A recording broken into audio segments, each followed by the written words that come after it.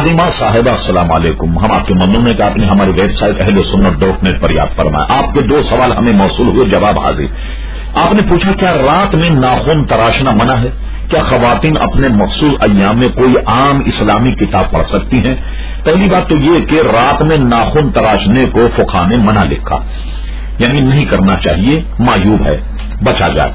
اور اس کے بعد میں مخصوص ایام میں کوئی ایسی کتاب جس میں قرآنی آیتیں نہ ہو، اسلامی کہانی اور قصوں پر اگر مشتمل ہے تو اس کے پڑھنے میں حرج نہیں. دوسرا سوال یہ ہے آپ کا، دوسرا ہمیں ملا، اور وہ یہ ہے کہ آپ نے پوچھا اگر کوئی شخص یہ کہے کہ پڑے ہوئے پانی سے میری طبیعت زیادہ خراب ہو جاتی ہے تو کیا یہ کفر ہے؟ ہاں، اگر مطلق یہ کہے کہ پڑے ہوئے پانی سے طبیعت خراب، یہ تو کفر نہ ہوگا.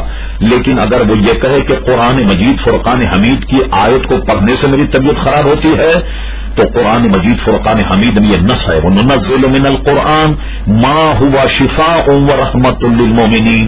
ارشاد باری تعالیٰ ہوا ہمارے نازل کی قرآن میں مومنین کے لیے شفا اور رحمت ہے.